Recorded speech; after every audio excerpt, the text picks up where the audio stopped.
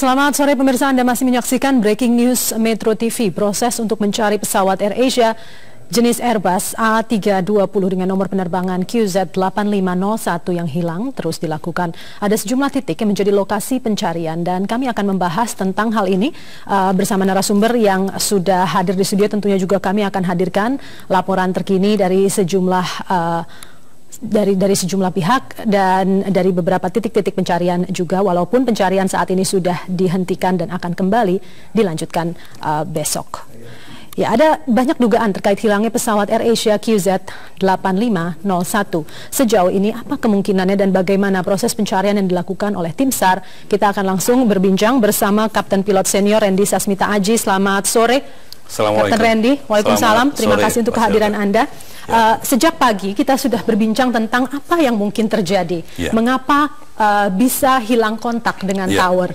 Apa sih yang sebetulnya bisa menyebabkan sebuah pesawat hilang kontak? Pesawat itu hilang seperti kejadian dengan QZ8501 ini secara tiba-tiba. Itu ditandai dengan hilangnya sinyal transponder yang diterima oleh Jakarta Air Traffic Control ATC. Hilang. Secondary, kita bilang transponder itu secondary target. Primary targetnya pesawat itu kan seharusnya bisa dideteksi oleh radar tanpa ada secondary target. Itu juga hilang dari layar radar, menunjukkan bahwa dia jatuh. Mohon maaf, tanpa mendahului investigasi, saya katakan bahwa pesawatnya itu dalam tanda kutip jatuh dari udara. Kenapa itu bisa terjadi? Ada satu fenomena yang sangat normal di Indonesia ini, khususnya di sebelah utara Pulau Jawa dan di atas Pulau Jawa.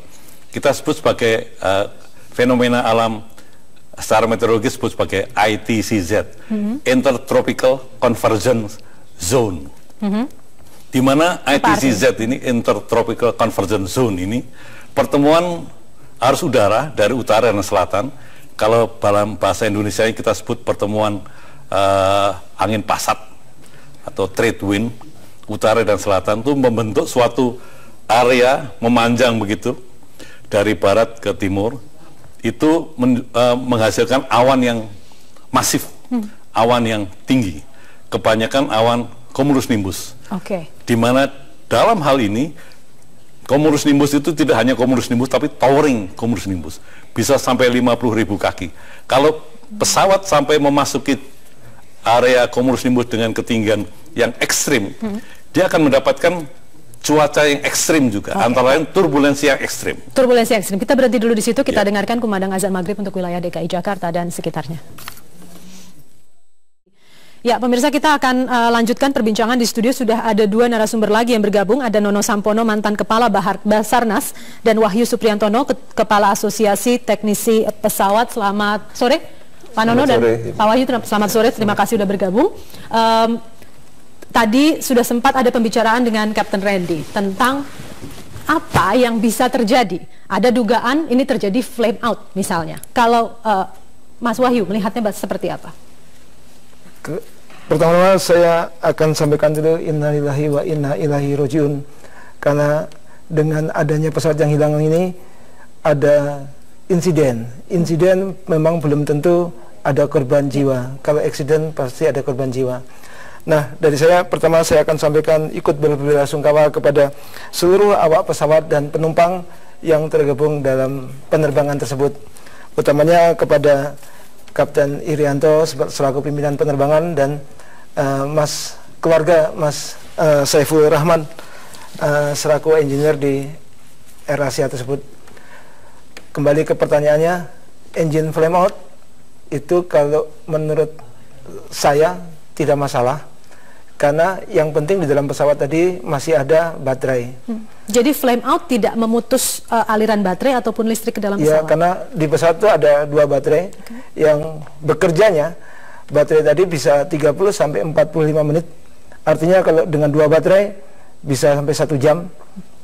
Kemudian selain itu, ini kebetulan bawa replika, di sini itu ada air driver generator ini begitu kena airflow dia akan berputar dan menghasilkan listrik. Nah, dengan demikian ada kita pesawatnya punya listrik. Nah, listrik tadi digunakan untuk membuat engine performance, bukan engine performance, aircraft performance, supaya sesuai dengan maunya kapten pilot. Nah, banyak yang sudah menyatakan bahwa ini sebuah kecelakaan dan ini ada yang bilang jatuh, ada yang bilang sebagainya. Tapi kalau dari saya begini, pesawat ini kalau jatuh, dia akan memberitahu kepada yang hidup, saya di sini, karena dia punya ILT. ILT itu tidak mungkin tidak terdeteksi atau tidak tidak menyala? Tidak mungkin. ILT itu emergency locator transmitter itu akan langsung operate ketika kena air atau kena impact sebesar 10 ton. Itu akan langsung kasih sinyal. Dengan ada yang 406 nautical, artinya dia tiap 2 nautical mile dia akan mengirim pulsanya, atau dengan frekuensi 121,5. Dan ini bisa ditangkap siapapun? Betul, akan bisa tertangkap oleh siapapun. Jadi artinya apabila ILT ini belum mengirimkan sinyal, masih ada kemungkinan pesawat ini mendarat dengan mulus dan selamat di suatu tempat? Betul, bisa begitu. Kenapa? Karena semua tidak ada yang tahu sebetulnya apa yang terjadi. Karena kita yang hidup tidak diberitahu sama pesawatnya. Nah, kalau seandainya misalnya flame out, terus kemudian pilot menggerakkan pesawatnya mengarahkan kepada suatu tempat dengan posisi karena jam terbangnya yang sudah demikian canggihnya, dan pesawat ini pesawat canggih, dia bisa mendarat dengan baik. Kemudian setelah dia mendarat, karena engine-nya mati, terus semuanya menjadi tidak bisa lagi dihidupkan, sedang baterainya habis.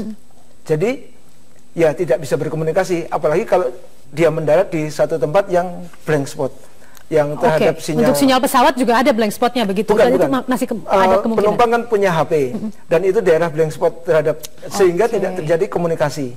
Baik. Nah, bisa saja itu terjadi karena memang kalau dari teorinya, kalau dia itu jatuh, harusnya kita yang hidup dikasih tahu, saya di sini. Ya, baik. Oke, kita berhenti di situ dulu, kita akan jeda sejenak, nanti kita lanjutkan lagi. Pemirsa tetaplah di Breaking News Metro TV, kami segera kembali.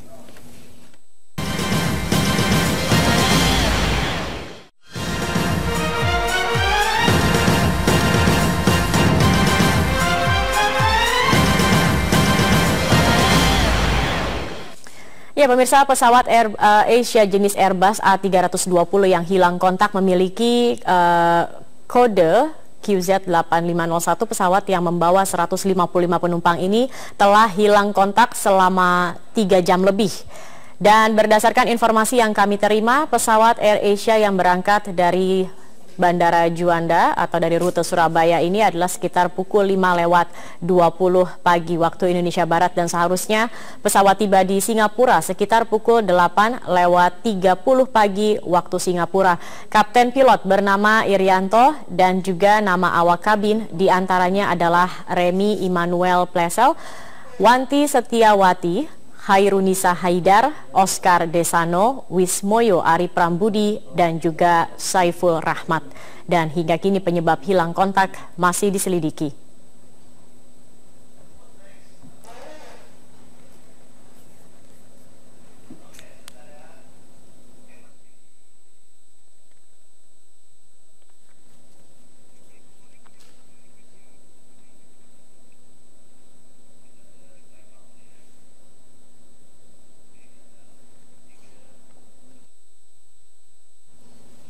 Ya baik, dan kami akan kembali bergabung bersama Rifai Pamone yang saat ini berada di Bandara Juanda, Jawa Timur. Rifai? Ya, Rifai, Anda saat ini sudah memegang manifest atau daftar penumpang dari pesawat AirAsia. Tadi saya sempat mendapatkan informasi dari Pak Hadi Mustafa bahwa ada 1 warga negara Singapura, 1 warga negara Inggris, 1 warga negara Malaysia, 3 orang warga negara Korea Selatan, dan sisanya 149 warga negara Indonesia. Apakah itu sama dengan daftar yang Anda pegang saat ini?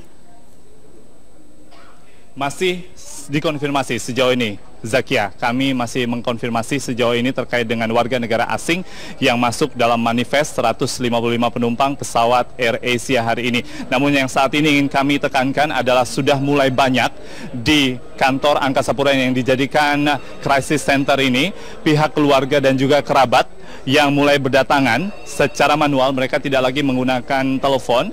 Ada beberapa yang sudah mulai terlihat gelisah saat ini dan mereka mulai khawatir bertanya kepada petugas AirAsia maupun Angkasa Pura I untuk mendapatkan kepastian apakah pihak keluarga mereka baik-baik saja selama seluruh informasi terkait dengan AirAsia AWQ 8501 ini belum mendapatkan konfirmasi resmi dari pemerintah.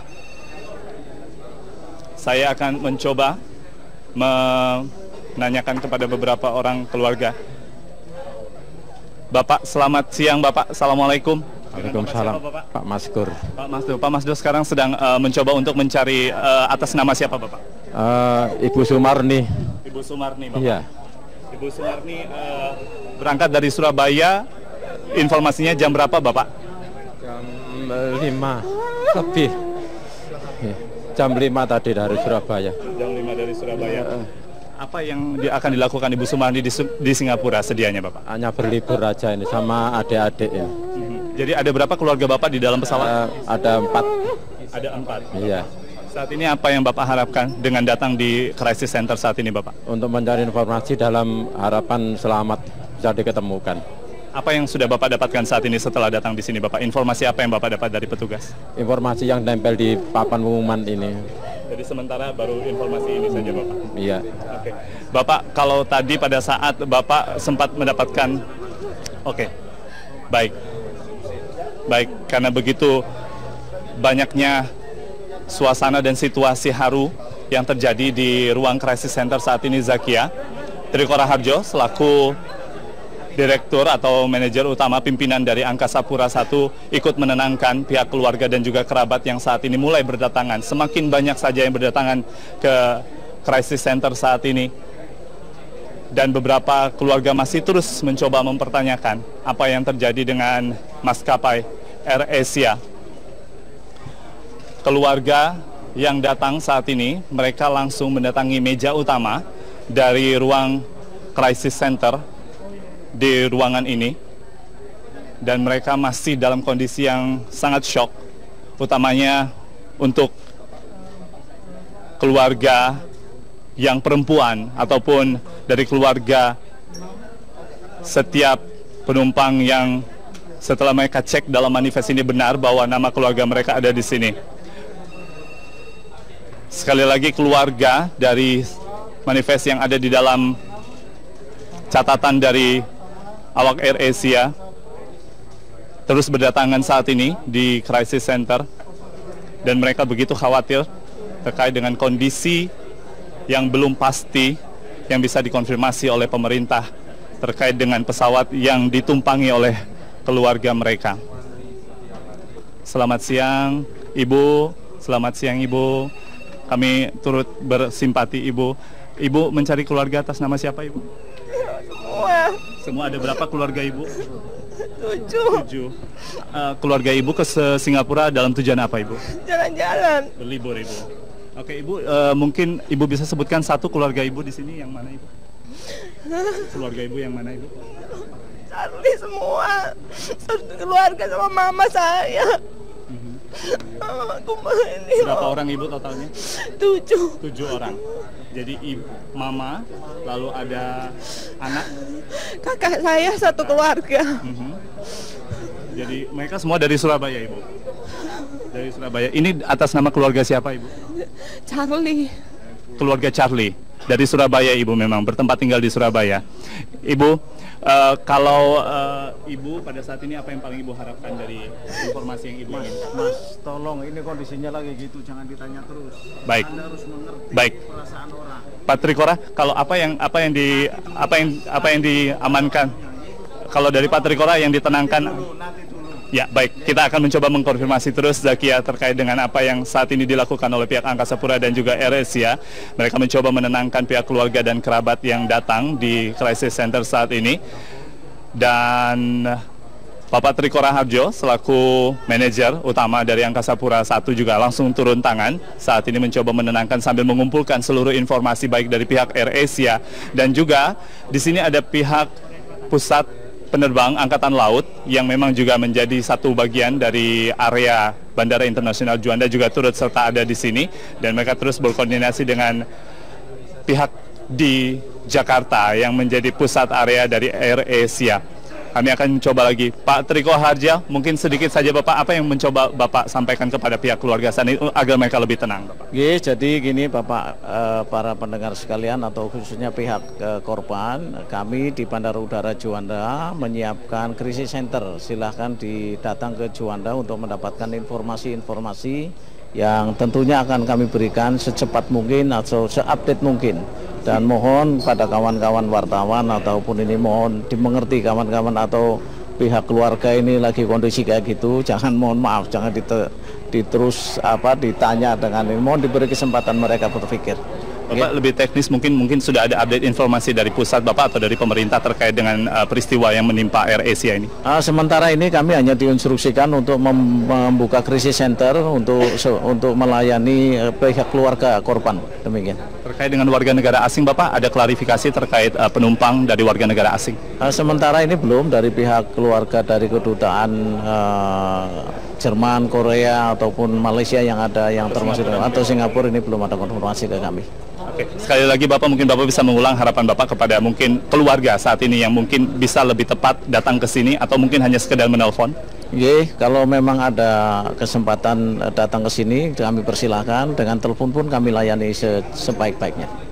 Terima kasih banyak atas informasinya saat ini dan kami akan bergabung lagi tentunya bersama dengan Angkasa Pura I yang saat ini masih terus menggali setiap informasi sedetail mungkin yang bisa dideliverkan kepada pihak keluarga dan juga kerabat yang terus saja berdatangan saat ini.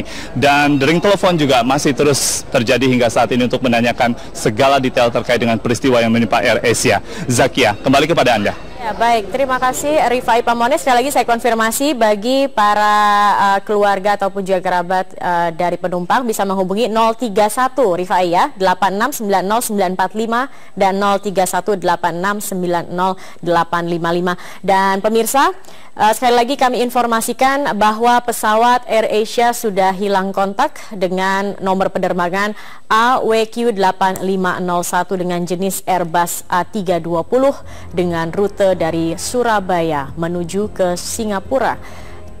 Pesawat ini tadi take off sekitar pukul 5:35 dari Bandara Juanda dan seharusnya tiba pada pukul 8 lewat 30 maksud kami waktu Singapura, tetapi diperkirakan hilang kontak sekitar pukul 6:20 waktu Indonesia Barat. Dan saat itu cuaca memang dalam kondisi kurang baik atau dalam kondisi buruk dan juga pilot sempat meminta untuk menaikkan ketinggian dari ketinggian 3.200 menuju ke ketinggian 3.400 dan ada 155 penumpang di dalam pesawat AirAsia AWQ8501 ini. Ada 138 orang dewasa, 16 anak-anak, 1 bayi, 2 pilot dan ada 4 awak kabin serta 1 teknisi. Pilot pilot bernama Irianto dan juga di dalam pesawat tadi kami mendapatkan juga informasi dari staf khusus Kementerian Perhubungan Hadi Mustafa juga yang menyebutkan bahwa ada warga negara Indonesia 149 orang. Ada warga negara Singapura 1 orang, warga negara Inggris 1 orang, warga negara Malaysia 1 orang, serta warga negara Korea Selatan 3 orang, termasuk 1 bayi.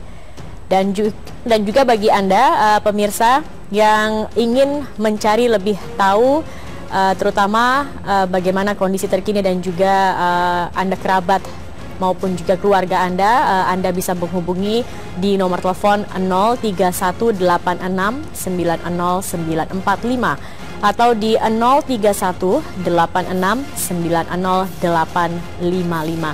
Tadi juga Hadi Mustafa, staf khusus Kementerian Perhubungan juga memberikan nomor telepon lain yang bisa dihubungi yakni di 081259018677. Dan hingga saat ini Kementerian Perhubungan juga sudah berkoordinasi dengan berbagai pihak, termasuk pihak AirAsia dari Basarnas, beberapa bandara, dan juga pihak-pihak terkait lainnya, termasuk juga dengan Singapura untuk mencari tahu lebih lanjut di mana keberadaan pesawat AirAsia dengan nomor penerbangan AWQ 8501 yang hingga saat ini masih hilang kontak.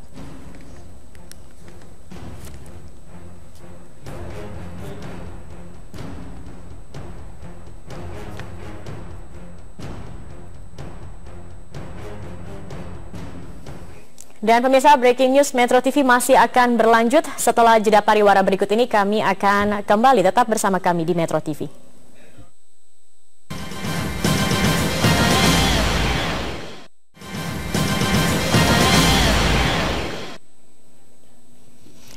Ya, kami akan kembali lanjutkan perbincangan kami di studio. Saya ingin ke Pak Nono dulu. Sekarang kita bicara pencarian di laut. Ya. Kendala utamanya apa? Yang pertama tentang laut itu sendiri, kedalamannya. Kan ada batas jangkauan penyelam untuk masuk ke dalam. Dia tidak mungkin bisa menyelam lebih dari, dengan peralatan yang tidak lengkap, lebih dari 50 meter, katakanlah begitu. Itu pun sudah harus menggunakan alat. Oke. Nah, kemudian kalau berada pada kurang lebih 200 meter, tentu harus pakai peralatan khusus, dan itu baru bisa deteksi. Tapi kalau sudah lebih dari itu tentu punya masalah. Ya. Dan ini tidak mungkin lebih dari itu ya, kedalaman laut ya, di lokasi ini? Sekitar di utara Bangka Belitung itu kan bagian dari Laut Cina Selatan. Kita tahu kedalamannya lebih dari 200 meter. Oke. Dan itu persoalan. Di samping kondisi arus di sekitar situ luar biasa memang. Apalagi di bulan-bulan Desember ini. Tentu akan sulit. Oke. Secara struktur Mas Wahyu, kalau pesawat ini kemudian jatuh di air begitu, apakah sudah pasti dia akan pecah dan kemudian terlihat serpihannya, atau bisa terjun hingga dengan keadaan utuh? Bisa utuh, kan Adam Air sudah membuktikan. Masuk terus utuh gitu aja masuk. Nah, kalau itu kejadiannya betapa tersiksanya ya orang yang ada di dalam. Karena kalau mereka yang pandai, mereka akan menghitung saya akan mati. Kenapa? Karena di dalam pesawat ini misalnya penumpang banyak, terus kemudian dia masuk ke dalam air. Nah, setiap 10 meter per 1 desimeter persegi itu tekanannya 1 kilo. Oke. Nah, tinggal dihitung berapa luas pesawat. Nah, itu nanti akan ditekan oleh air itu sendiri sampai habis. Jadi pasti hancur di dalam? Tidak hancur, semuanya akan berkumpul jadi satu. Jadi semuanya ditekan oleh air. Hanya begitu. Karena sampai sekarang kan Adam Air juga tidak pecah. Kalau toh pecah, pasti yang namanya plastik akan ke atas. Iya, iya. Nah, itu terkumpul habis, ya sudah ada di dalam dasar laut. Begitu. Oke. Nah, sekarang sinyal ILT-nya ini juga belum terdeteksi sampai sekarang. Belum terdeteksi. Apa yang bisa menyebabkan itu? Menurut analisa saya, ILT tidak hidup itu karena pesawatnya waktu impact menghantam ke permukaan laut. Jadi pilotnya tidak bisa ngomong di atas, itu karena tidak ada alat untuk bisa berbicara. Jadi sudah terdisintegrate di atas flight controlnya, sehingga pesawatnya out of control, pilotnya tidak bisa ngomong. Tapi dengan sudut tertentu, pesawatnya itu bisa katakanlah utuh, masuk ke permukaan air. Kalau terlalu landai dia akan crash. Tapi kalau sudut tertentu dia akan utuh. Sehingga ILT di dalam dia tidak keluar dari badan pesawat. Dia akan sampai ke bawah laut. Dan itu seperti radio biasa, HP atau segala macam. Kalau dia di dalam ruangan tertutup, dia tidak memancarkan sinyal. Ya. Sampai dia berhenti di dalam air berapa puluh meter, berapa ratus meter kita belum tahu. Itu nanti bisa dideteksi oleh kapal yang mempunyai pinger receiver.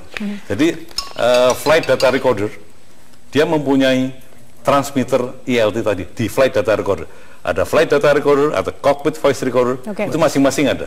Sedangkan yang di pesawat sendiri, di dalam kabin, itu ada 2 ILT yang besar. Itu baru bekerja manakala dia keluar. Keluar. Kalau sementara yang di flight data recorder, itu di dalam air pun dia hidup. Nah, ping receiver ini apa? Seperti receiver biasa, tapi dia dicelupkan ke dalam air begitu, dia akan nerima seperti sinyal kapal selam itu. Ting, ting, gitu. Artinya ini sinyal-sinyal ini yang harus dicari pada saat pencarian, Pak Nono. Iya. Memang kita menunggu itu. Jadi kalau ada data itu, dan itu bisa ditangkap oleh berbagai. Dan mungkin tidak langsung sinyal ini atau bagaimana? Tadi digambarkan oleh Pak Randy, kalau dia masuk ke laut tetap masih berfungsi. Kita perlukan itu. Tapi sampai detik ini belum ada data itu. Artinya masih ada kemungkinan mungkin besok akan ada sinyal begitu yang muncul, atau? Saya kira harusnya sudah ada sejak awal. Harusnya pada saat kejadian begitu. Tidak mungkin dia dalam waktu jeda tertentu dia akan, karena itu akan berjalan terus karena dia punya hubungan dengan satelit.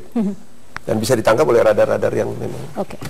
Dari kronologis kejadian, kronologisnya adalah awalnya pukul 6.12 masih ada di radar. Kemudian beberapa menit setelahnya masih ada kontak, tapi masih ada di ADSB tapi sudah tidak ada kontak. Bagaimana menjelaskan ini, Mas Wahyu? Mengapa bisa ada di monitor ADSB misalnya, tapi tidak ada kontak? Jadi kalau radar itu kan sebetulnya alat yang bicara ya. Terus kemudian kalau dia itu terdeteksi itu karena memang ada yang ditangkap. Setiap pesawat yang terbang itu dia punya squawk number. Nah, setiap kali terbang dia akan diberi oleh airport-nya. Fungsinya apa itu? Itu dia akan memberitahu dengan transponder ya, dia akan memberitahu saya siapa. Terus kemudian dia akan ditangkap oleh ATC. Oh, Anda ada di sana. Squawk number yang diberikan setiap kali terbang oleh airport tadi, itulah yang akan menjadi detektor di mana pesawat tersebut berada, keberadaannya. Nah, sekarang seandainya itu tidak ada di radar, kalau secara teknik radarnya mati, atau tidak ada listrik. Nah, itulah yang membuat kenapa tidak terjadi itu. Tapi Anda katakan tadi masih ada baterai. Nah, sebetulnya memang demikian. Pesawat tadi itu punya 2 baterai.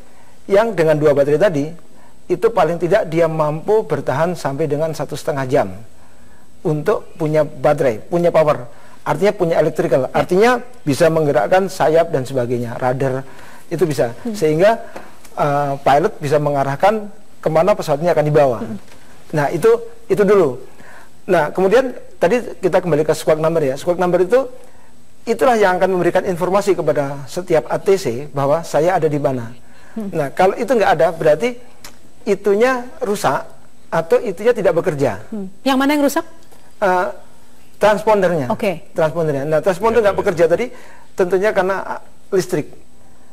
Nah, kalau listrik ini menurut saya, secara high-tech pengetahuan saya, pesawat ini listriknya mampu meskipun tanpa engine, 1 jam setelah engine-nya flame out, dia masih bisa jalan. Karena masih punya 2 baterai. 2 baterai tadi bertahan sampai 1,5 jam, anggap aja 1 jam. Nah, sehingga itu tadi, kalau kapten pilot mengarahkan ke suatu tempat dan dia memang melihat kemungkinannya bisa mendarat di situ, akhirnya terjadi pendaratan, terus kemudian ternyata di tempat tersebut merupakan blank spot bagi traffic, alat komunikasi handphone maksudnya, maka sampai sekarang tidak ada informasi bahwa dia di mana. Hal ini saya sampaikan karena ILT tidak memberitahu kepada kita yang hidup. Bahwa dia ada di mana. Squawk juga tidak memberitahu, transponder juga tidak memberitahu. Berarti di tempat tersebut listrik sudah nggak ada, baterai yang digunakan habis, terus kemudian alat komunikasi yang dipakai oleh penumpang juga tidak ada yang bisa. Nah, inilah yang membuat repot Pak Nono ini kalau itu yang ditanyakan. Artinya pencarian di darat juga harus diutamakan mungkin, tidak hanya di laut. Saya kira itu juga dilakukan karena informasi kepada semua unsur wilayah juga sedang melakukan hal yang sama, dan baik di laut maupun di darat akan dilakukan. Saya kira. Baik, Kapten Randy, ini terakhir pertanyaannya, apa yang Anda lihat akan terjadi? Apakah masih memungkinkan untuk pesawat ini ditemukan? Atau? Ya, dari data awal, air traffic control sudah kehilangan sinyal, sudah kehilangan radar refleksi dari pesawat Air Asia ini. Ada dua, tadi seperti dikatakan bahwa ada transponder, itu merupakan secondary radar, radar secondary, itu memberikan flight numbernya berapa, ketinggiannya berapa. Sedangkan kalau listrik mati, yang ada adalah primary radar, target apapun benda di atas, balon udara besar, ada kelihatan. Itu target primary radar. Itu dua-duanya hampir bersamaan. Yang pertama listriknya mati dulu, transpondernya mati, baru kemudian ADSB tadi, primary radar hilang. Jadi menurut analisa saya, pesawatnya itu disintegrate di atas, pilotnya tentunya sudah tidak bisa berbicara. Kenapa ILT nggak bunyi? Karena pesawatnya dengan sudut tertentu dia masuk ke dalam air, sehingga mungkin sampai malam ini belum ada sinyal ILT yang bunyi. Insya Allah besok kalau sudah mulai mengambang ke atas, itu membutuhkan waktu, begitu jatuh ke bawah membutuhkan waktu untuk naik, itu akan mulai bunyi. Kapal-kapal search and rescue juga sudah mulai mendekat, dia bisa menerima sinyal dari flight data recorder dan cockpit voice recorder yang kita bilang black box itu, bisa diterima. Nah, itu baru ketahuan. Baik, sekali lagi ini hanya analisa dari informasi yang sudah kita ketahui bersama, begitu ya? Analisa. Oke, baik. Kita akan jeda dulu, Pak Nono dan Mas Wahyu. Namun saya ingin berterima kasih kepada Kapten Randy untuk informasi dan kehadiran Anda. Dan pemirsa Breaking News Metro TV akan kembali sesaat lagi.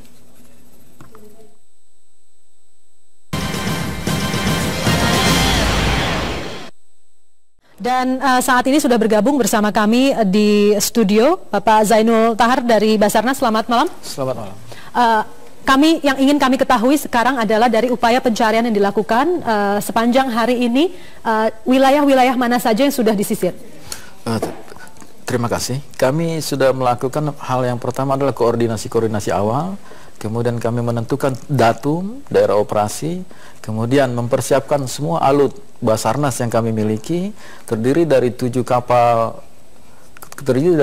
negara, dalam hal ini rescue boat, dan 4 rigid serta 1 kapal yang saat ini standby. Kemudian semua helikopter kami kerahkan ke situ, dan malam ini didapat kesimpulan bahwasannya Basarnas mengerahkan 3 helikopter. Selain Basarnas, TNI Angkatan Udara dan juga TNI Angkatan Laut juga ikut membantu. Betul. Sejauh ini sudah adakah koordinasi dengan pihak negara-negara lain yang sudah menawarkan bantuan? Sudah, dengan Singapura dan Malaysia.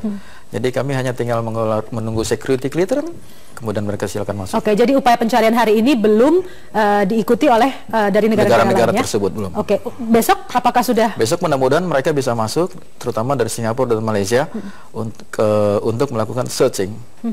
Dan ini semua di bawah koordinasi Basarnas? Ya, betul. Pembagiannya seperti apa, Pak Zainul? Pembagiannya mereka akan berada di bawah SMC. SMC ini dijabat oleh Direktur Operasi Basarnas dan akan dipimpin oleh Deputi Operasi.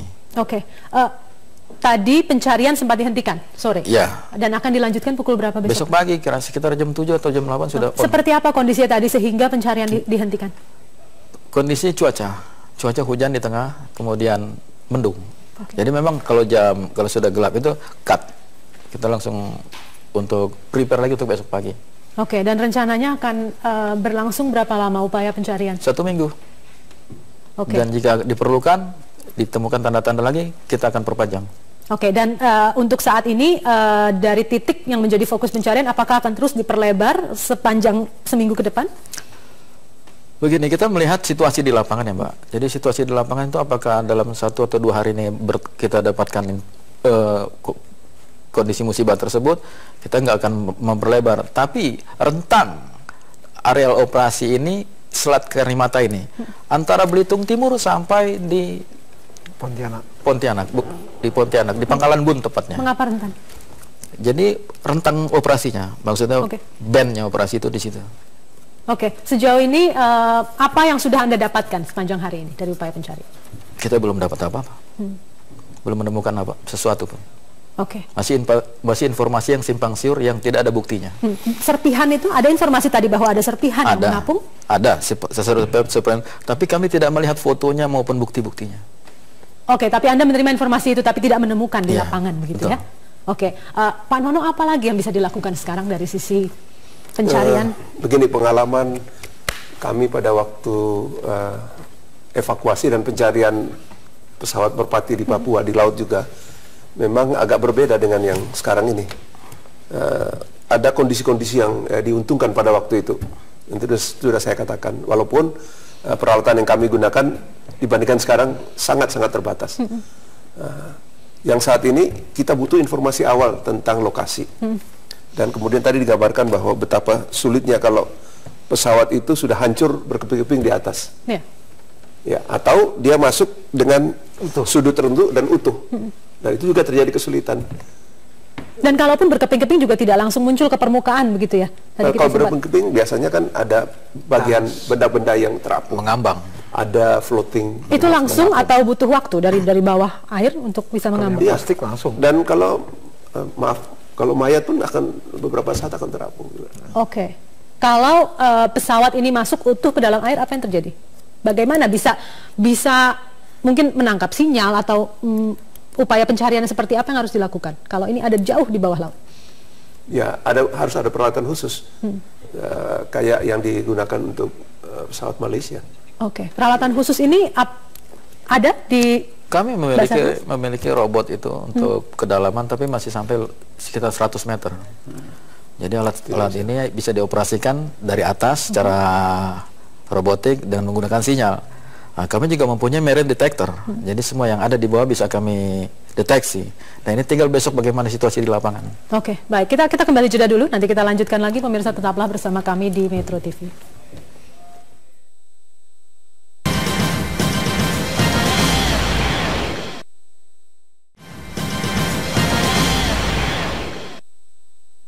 Ya, kembali di Breaking News Metro TV, kita akan kembali lanjutkan perbincangan ini. Pak Zainul, untuk upaya pencarian besok, Anda katakan tadi akan dimulai pagi-pagi, pukul 6 pagi, masih di lokasi yang sama yang akan Masih di lokasi yang sama, iya. Lalu untuk kepastian bantuan dari negara-negara lain baru bisa didapatkan? Kepastian besok. Malam ini sudah dapat kita bantu informasi tentang pembantuan dari negara tersebut, dan akan kalaupun sudah sampai mereka akan kita gerakkan langsung. Oke, baik. Kita lihat informasi dulu berikut ini. Pemirsa, Wakil Presiden Yusuf Kala mengatakan pemerintah akan mengupayakan untuk mencari pesawat yang masih hilang. Pemerintah juga membuka diri terhadap bantuan dari negara tetangga untuk mencari pesawat AirAsia QZ8501. Pemerintah memerintahkan ke Basarnas, Angkatan Laut, Angkatan Udara, dan pemerintah sana juga Angkatan Darat sana untuk dengan penuh mengerahkan semua kemampuan dan peralatan untuk mencari, menemukan pesawat ini, baik di darat, di laut tentunya, juga kemungkinan apabila itu terjadi di darat juga dicari, sehingga semua upaya ini Angkatan Laut telah mengerahkan semua kapal yang ada di sini, yang ada di sekitar Batam dan sebagainya. Angkatan Udara telah mengerahkan Hercules dan pesawat yang ada. Besok akan ditambah lagi secara maksimum, dan Presiden juga memerintahkan untuk melaksanakan secepat-cepatnya. Kita juga mendapat tawaran atau permintaan untuk ikut serta operasi dari Singapura, Malaysia, Australia, dan kita semua menerimanya sebagai tanda suatu keikutsertaan dalam operasi kemanusiaan ini. Karena juga pada waktu pesawat Malaysia hilang, Indonesia juga, Angkatan Udara, Angkatan Laut, Basarnas juga ikut serta. Tentu ini merupakan suatu sifat kita se-ASEAN ini. Sampai sekarang belum ada informasi yang memberikan indikasi di mana jatuhnya, namun upaya ini tentu akan berlangsung beberapa hari ke depan sampai ini diketemukan. Pemirsa, pemerintah Korea Selatan akan membantu pencarian terhadap pesawat AirAsia yang hilang. Hal yang sama juga ditawarkan pemerintah Australia. Pemerintah Korea Selatan akan berupaya membantu pencarian pesawat AirAsia yang hilang, serta menghubungi keluarga 3 penumpang Korea Selatan yang ada di pesawat AirAsia dalam perjalanan dari Surabaya ke Singapura. Sebelumnya diinformasikan ada 3 warga Korea yang menjadi penumpang AirAsia QZ8501 yang hilang. 안타깝게도 저희가 인도네시아 측으로부터 통보받은 바에 따르면 그 탑승객 가운데 우리 국민이 3명 포함되어 있는 것으로 파악이 되고 있습니다. 그 과정을 면밀히 지켜보면서 우리 정부 차원에서도 신속 대응팀 파견 문제를 포함해서 우리가 할 수 있는 조치가 무엇이 있는지를 면밀히 점검을 해야 되겠고요. 또 지금 확인된 우리 국민 탑승객의 보다 구체적인 신원을 파악하고 또 가족들과 연락 등 여러 가지 지원 조치를 또 강구를 해야 될 것 같습니다. 그리고 Sementara itu, pemerintah Australia juga menawarkan bantuan untuk pencarian dan penyelamatan pesawat AirAsia. We may be able to assist in the search and rescue operation, but we're waiting to hear from foreign ministers in Indonesia or Singapore or any other countries involved in this search and rescue mission. AirAsia QZ8501 membawa 120 penumpang, termasuk 7 kru dinyatakan hilang dalam penerbangan dari Surabaya menuju ke Singapura. Ya, kita akan lanjutkan perbincangan ini. Saya ke Mas Wahyu dulu. Kondisi pesawat dinyatakan baik. Pemeriksaan rutin dilakukan terakhir 16 November. Adakah kaitannya sebetulnya kondisi pesawat, kecanggihan pesawat dengan kecelakaan atau hilang dari radar? Jadi kecelakaan itu di mana-mana, kalau paham saya ada 3 penyebabnya. Pertama, human error. Yang kedua, material failure. Yang ketiga, weather reason atau environment cause. Material failure itu artinya kondisi pesawat ini? Bukan, material failure itu umur tekniknya habis. Oke. Jadi kalau pesawat itu baru, ya nggak mungkin habis. Mungkin material failure. Karena gini, kadang-kadang kita naruh sepatu aja, selama 2 tahun dia rusak sendiri itu bawahnya. Nah itu berarti umur tekniknya habis. Nah itulah salah satu penyebabnya. Jadi janganlah kalau setiap ada kejadian kita selalu menyatakan bahwa itu karena cuaca buruk. Kok Tuhan disalahkan? Jangan. Kenapa kita tidak melihat ke kita sendiri? Sudah benar kita. Apakah iya sudah dikerjakan? Apa yang menjadi seharusnya dikerjakan? Nah, kalau dari data paling akhir saya dapat informasi, seminggu kemarin itu pesawat sangat canggih. Dia bisa dikatakan airworthy. Jadi pesawat tidak ada masalah dengan keteknikan. Nah, kalau terjadi kecelakaan, memang kecelakaan yang disebabkan oleh human error tadi itu memang bisa saja terjadi siapa saja, kapan saja. Karena orang kalau terlalu percaya diri juga mengakibatkan kecelakaan. Orang kalau ragu-ragu juga mengakibatkan kecelakaan. Terus orang terlalu hati-hati juga mengakibatkan kecelakaan.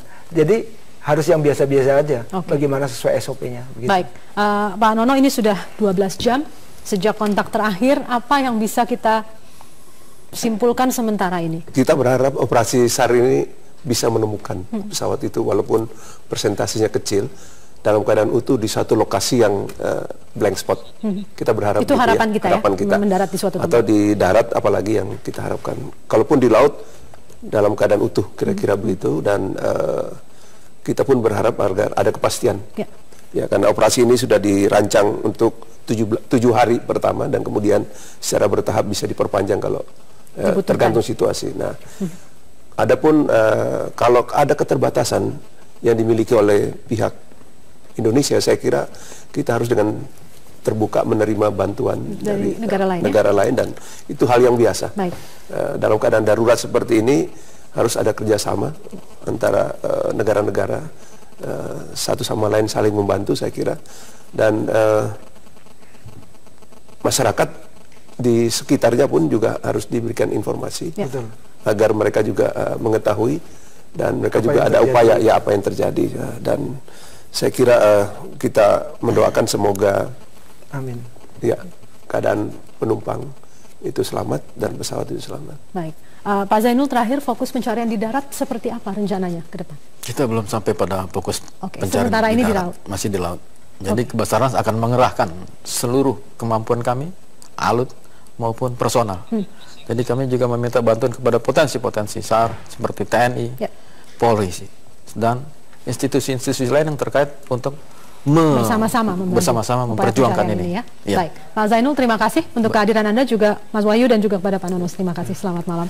Dan pemirsa, itulah akhir dari Breaking News. Untuk saat ini tentunya kami akan terus menghadirkan perkembangan terkini pasca hilangnya kontak dengan pesawat AirAsia QZ8501. Kami akan hadirkan dalam kesempatan berikutnya. Saya Zelda Safitri, sampai jumpa.